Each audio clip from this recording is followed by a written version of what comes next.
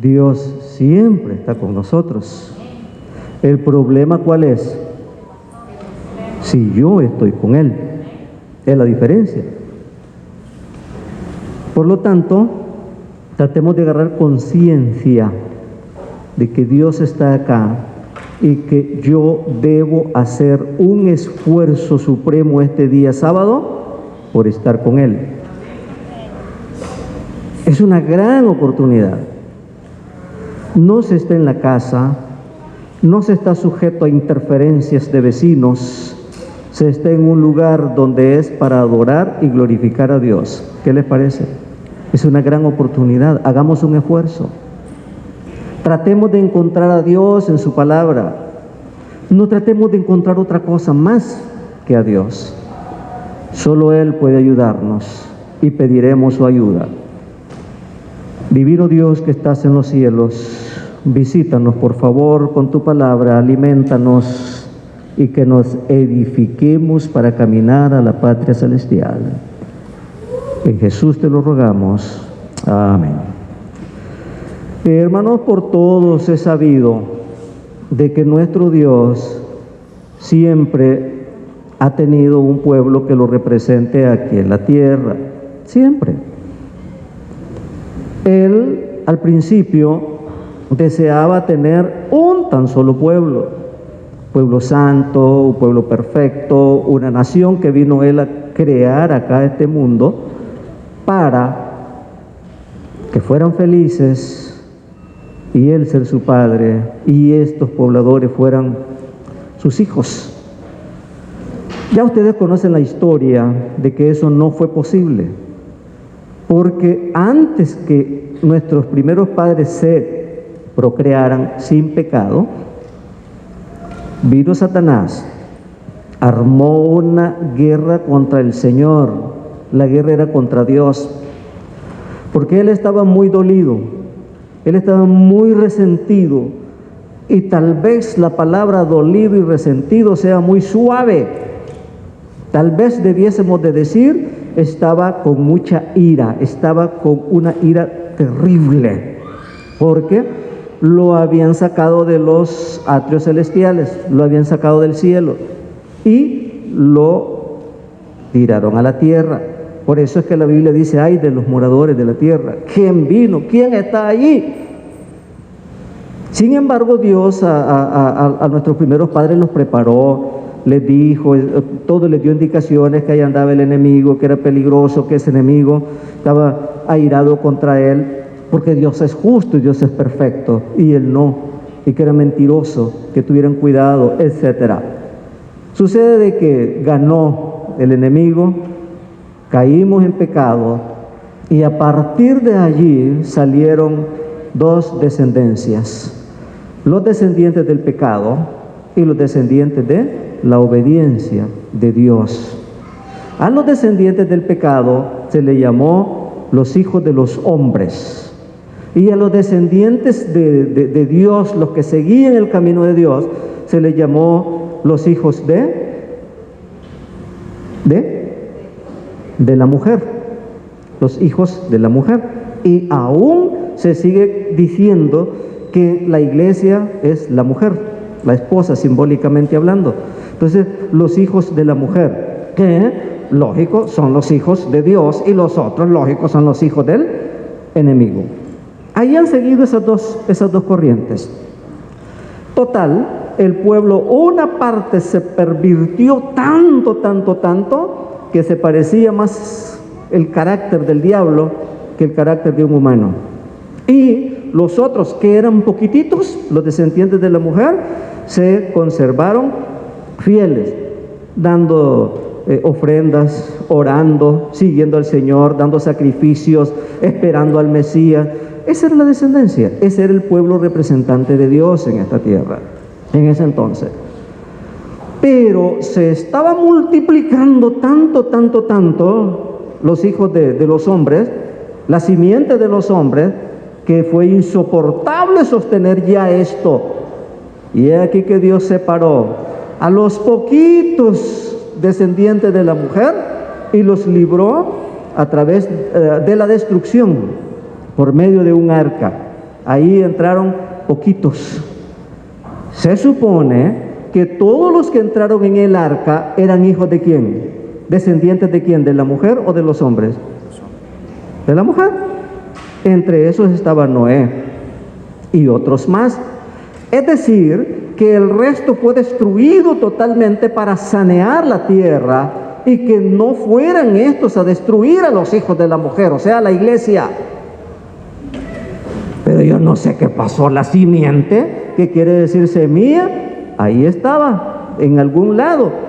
Y se volvieron a hacer las dos corrientes aún después del diluvio, hasta nuestros días.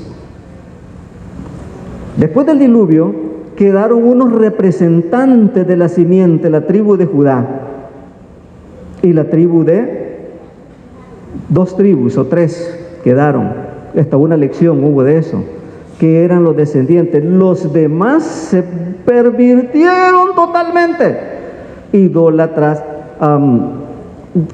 hacían sacrificios humanos. Les puedo hablar de los samaritanos, los griegos, que son descendientes de una de las tribus, son directos de una de las tribus, que Olimpo, que no sé qué, se pervirtieron nuevamente.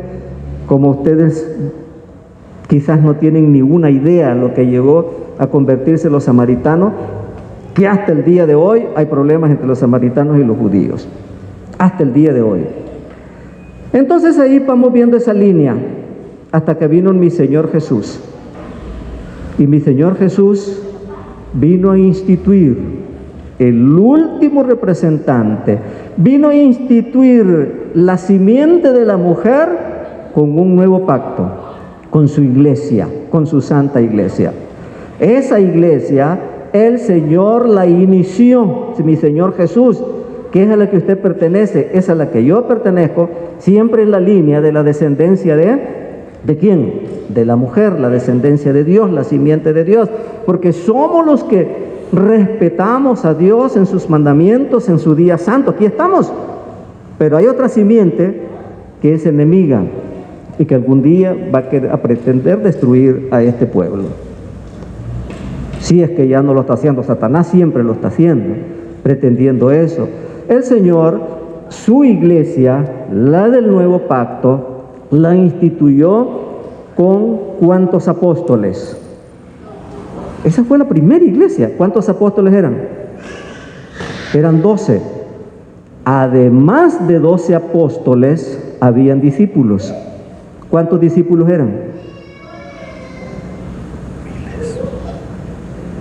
La iglesia fue instituida con apóstoles y discípulos.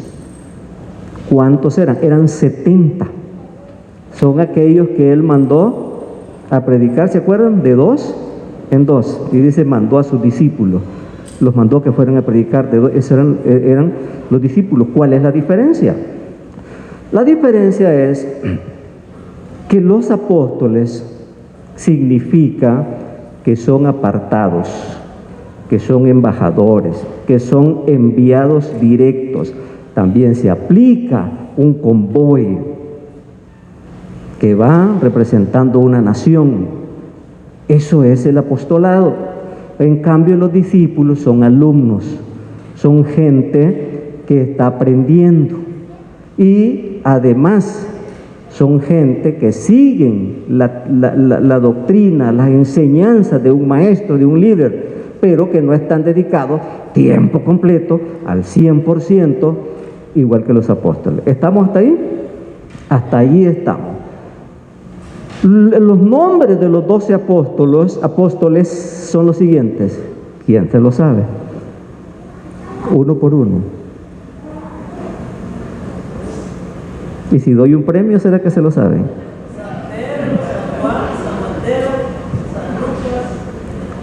Hay que irlos contando hasta llegar a los 12.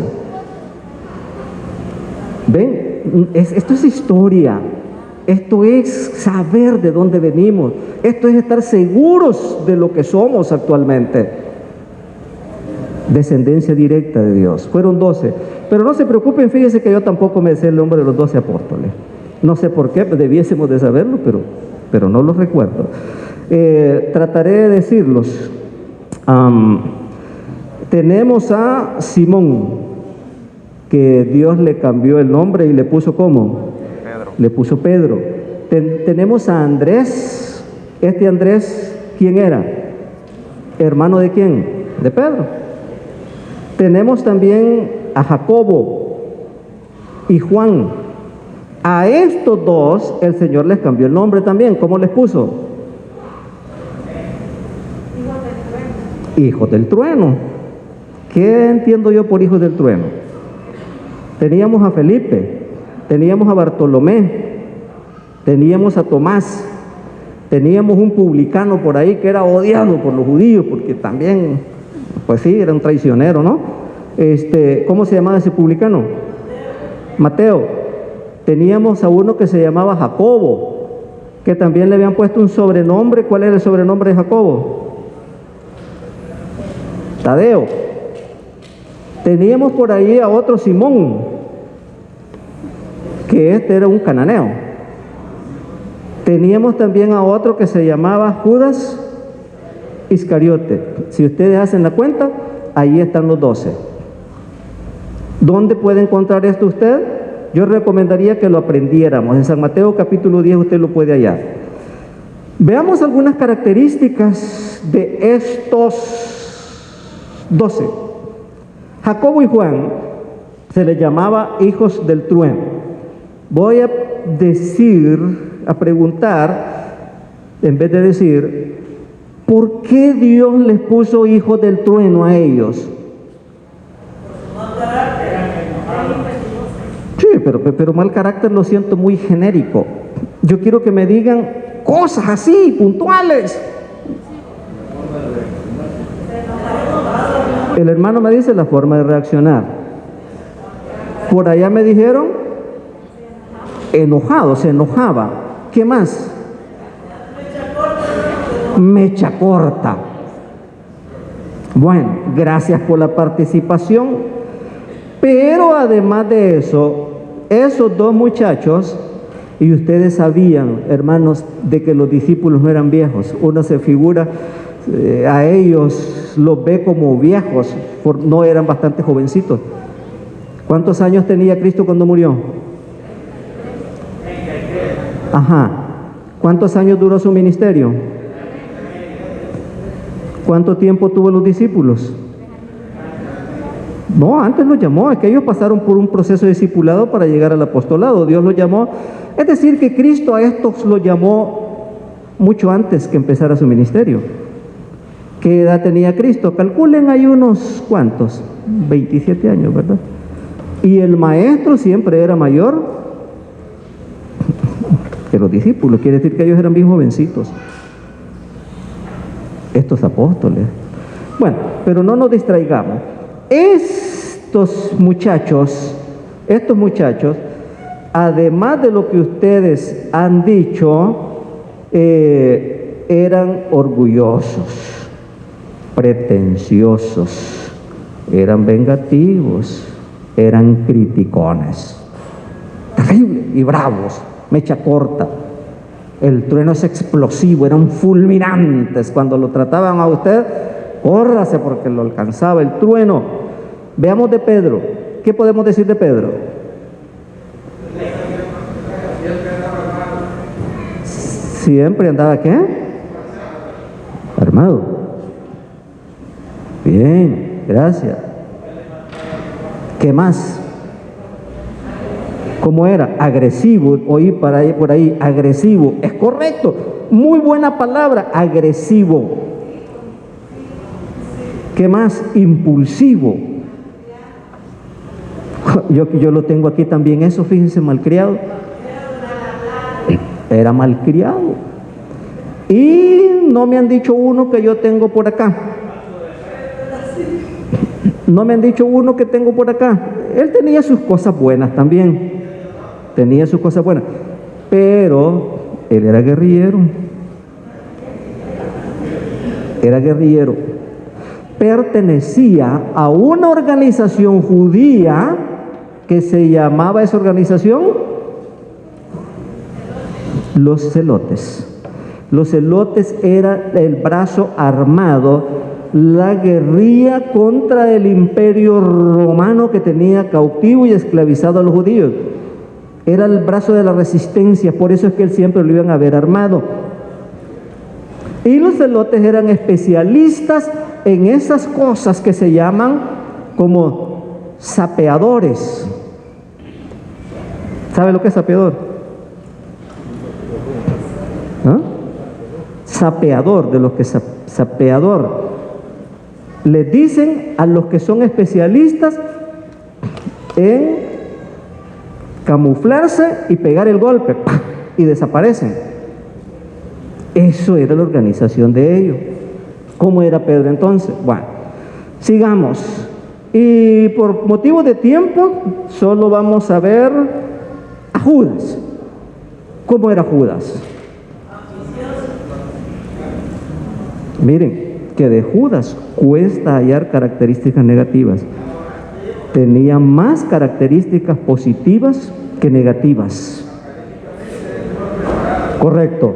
Académicamente, el mejor preparado. Perfecto. ¿Qué más? Muy inteligente. Economista. ¿Quién dijo economista por ahí? Era como un administrador de empresa. Bárbaro, cerebro terrible, organizado. Él era el que organizaba todo. Un carácter noble, sonriente, amable. ¿Sabían ustedes que Judas era la esperanza de los 12? ¿Sabían ustedes que Judas fue recibido por el Señor por recomendación de quién? De los otros. Maestro, que recíbelo, que lo ocupamos, que mira, es un gran elemento, no desperdiciemos esta oportunidad. Pero tenía un defecto. Era muy ambicioso al dinero, muy ambicioso al poder. Y para conseguirlo, se pasaba sobre quien fuera. Y al final lo demostró, que para conseguir sus ambiciones, él era suficiente para él hacer lo que fuese. Tengo una inquietud. Esa fue la iglesia de Cristo. Así empezó la iglesia de Cristo. ¿Cómo sigue hoy la iglesia de Cristo? Respóndanme. Mi inquietud es, así empezó la iglesia de Cristo, teniendo al Maestro divino, a mi Señor Jesús. Así empezó. Estoy preguntando hoy en día cómo es la iglesia de Cristo.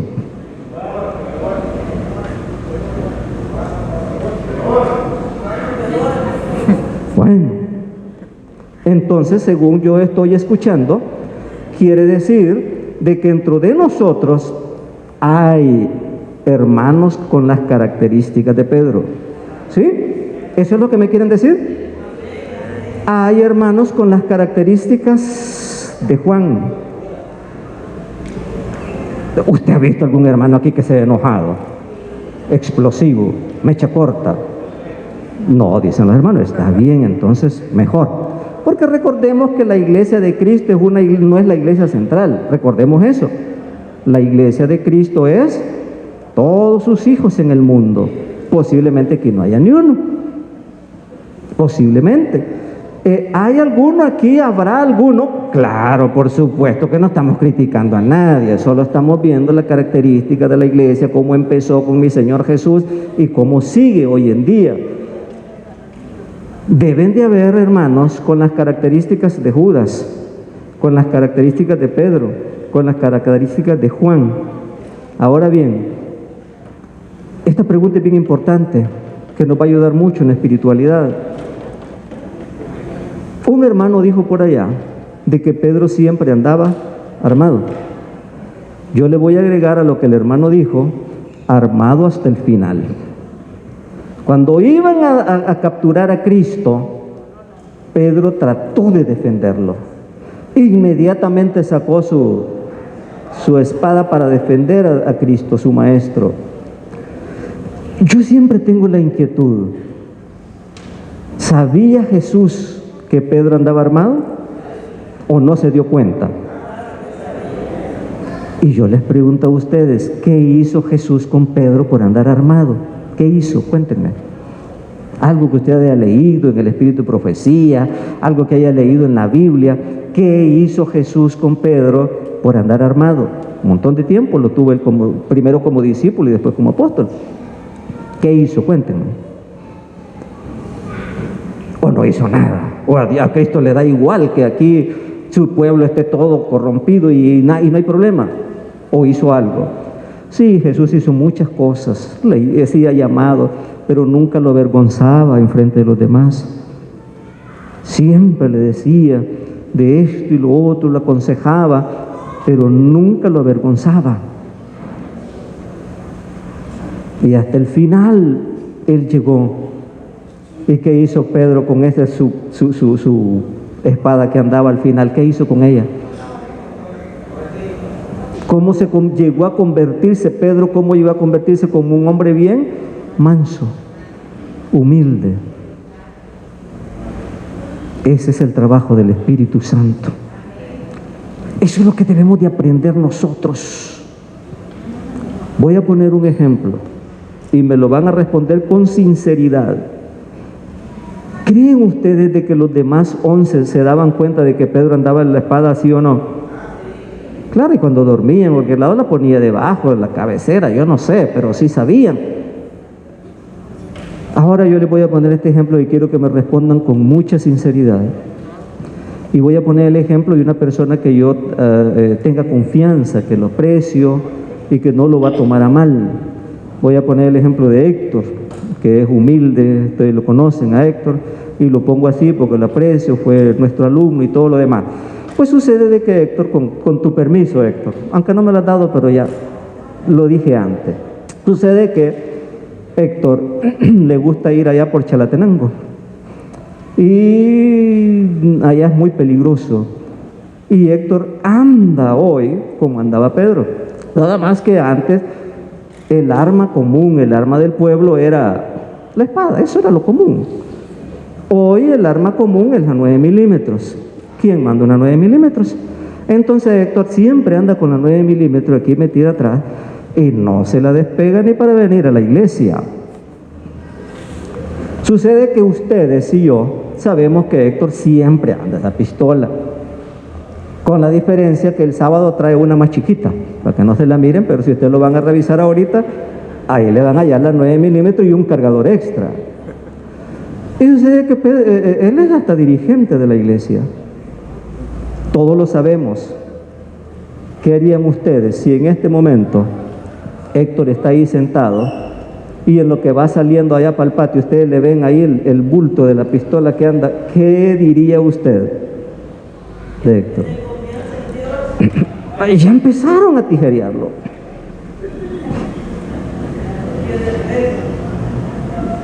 ¿Se dan cuenta? Y empezaríamos a saber qué cosas a decir. ¿Cómo es posible que este hombre esté aquí con esa pistola? Mirámonos cómo debemos de reaccionar como iglesia. Mirámonos. Al final Héctor tuvo un problema grave que solo Dios lo salvó y esa pistola la aventó allá al lago de Apulo, la fue a tirar. Y Héctor terminó siendo un hombre humilde, manso, que estará en el reino de los cielos. Pero a Héctor perfectamente lo pudimos haber sacado a la iglesia. ¡Qué hombre más falto de fe! ¿Y cómo se atreve? Etcétera. ¿Qué mensaje del Espíritu Santo? No sé. Pero he recibido de qué bueno que hablemos de esto. Además hallaremos de todos los caracteres. Si Jesús trabaja, todo va a salir bien. Pero no seamos nosotros los acusadores. Hay un acusador. ¿Quién es el acusador? Satanás. ¿Y por qué yo me le voy a unir? ¿Quién es el dueño de la iglesia? Dios. Dios. El Espíritu Santo es el que la dirige. Hagamos con amor las cosas. Pregunto, ¿eso quiere decir que en la iglesia se vale de todo? No. No quiere decir eso. Hay que trabajar con esa gente. Hay que ayudarle a esa gente. Hay que orar por esa gente. Y si algún día tengo la oportunidad de hablar yo con ese hermano, entre comillas con Héctor, Héctor, ven, ¿qué pasa contigo? ¿Por qué andas armado? Oremos, Héctor. Salgamos adelante y saldremos adelante. En la iglesia no se vale de todo, pero hay que ser pastoreo, no garroteo, porque los podemos golpear mucho y se van. Grandes líderes ha ocupado el Señor en la historia de su pueblo. Grandes líderes, líderes que han hablado con Dios, han oído su voz, han estado frente a frente con Él a través de la historia. Pero Dios nos ha dejado una enseñanza muy importante. Yo quiero referirme a un gran líder que oía la voz de Dios y le daba indicaciones. Ese líder era Noé. Quiero referirme a otro gran líder que se llamaba Lot. Quiero referirme a uno de los hombres más mansos que ha existido en la tierra, según la palabra del Señor. Me estoy refiriendo a Moisés. Quiero referirme al patriarca Abraham. Quiero referirme al hombre que tenía un corazón perfecto, de acuerdo al corazón de Dios, a David. Quiero referirme a Salomón. Quiero que mencionemos a Jonás. Y por último, quiero recordar a Elías, hombre que caminó con Dios y ahora está en el reino de los cielos. ¿Qué pasó con estos líderes? ¿Fallaron o no fallaron? ¿Quién de los que mencioné no falló? ¿Falló Elías? ¿Que Dios se lo llevó? Sí falló. En una lección hablamos de eso. ¿Falló Moisés? Qué buena noticia para mí esta. Dios es el juez. Todos nosotros somos hermanos unos con otros y vamos luchando para la patria celestial. La iglesia del Dios verdadero es así. Es así. Y quiero decirle que esto no solo son palabras mías. Jesucristo lo dijo. Los sanos no tienen necesidad de médico. Yo no he venido a llamar a justos, sino a quienes, a pecadores. San Marcos 2:17. Alguien dijo una vez que este versículo, este texto, de que los sanos no tienen necesidad de médicos, se refiere a que la iglesia es como un hospital. Todos los que estamos aquí estamos enfermos. Todos. Y todos los que estamos aquí hemos sido llamados por pecadores, no por santos. Y tenemos que ayudarnos los unos a los otros, que cuando uno se está ahogando, el enfermo, y si yo estoy medio bueno, llevarle agua, pasarle agua a la otra camilla, prestarle mi oxígeno para que respire un rato cada uno. Así debemos de portarnos. Por eso es que Jesús dijo: Padre, que ellos sean uno, así como tú y yo somos uno, y el mundo creerá que tú me enviaste. ¿Se da eso exactamente en la iglesia o no? Muchas veces estamos pendientes del otro, pero poco de nosotros. Eso es bien interesante. Jesús dijo también: todo pecado le será perdonado al hombre, sea cual fuere. Y si Cristo lo dijo, así es. Entonces, uno de los objetivos de esta mañana es que nadie tiene que sentirse excluido del reino de los cielos por pecador. El reino de los cielos es para los pecadores, no para los santos. Pecadores no vamos a llegar al cielo, no, pero estamos en un proceso de sanarnos, de recuperarnos. En ese proceso estamos como tuvo Pedro. ¿Cuántos años? Bastantes. En ese proceso estamos como estuvo Juan, como estuvo Jacob, como estuvo Andrés. En ese proceso. Y al final llegaremos hasta la meta, que es la patria celestial. Pero tenemos que ayudarnos los unos a los otros, amarnos más cada día. Hermanos, tenemos que ver también que si Dios dice que es así, yo no estoy autorizado para decir que no. Si Dios dice que todo pecado le es perdonado al hombre, así es, menos uno, dijo él. Yo ese no lo digo porque es una cosa lógica. El único que no es perdonado es la blasfemia contra el Espíritu Santo. ¿Y en qué consiste la blasfemia contra el Espíritu Santo? No simplemente no arrepentirme. El Espíritu Santo viene, me amonesta y está luchando para que reconozca mi pecado, lo confiese, pero si no lo hago, esa es la blasfemia. ¿Y cuándo me van a perdonar si no me arrepiento? Por eso les digo, es lógico. De allí, todo pecado le es perdonado. Y nosotros no sabemos en qué momento aquel fue perdonado. ¿Sí? Muchas veces nos pasa que vimos o sabemos de alguien que estuvo en horribles pecados. El hombre o la mujer arregló sus problemas con el Señor, pero como yo no me di cuenta, yo no lo perdono y sigo de por vida calificándolo. Ese hombre estará en el reino de los cielos y en mí se puede cumplir si no perdonas a los que te ofenden. ¿Están entendiendo el mensaje, hermanos? Dios es el pastor, Dios es el que nos guía.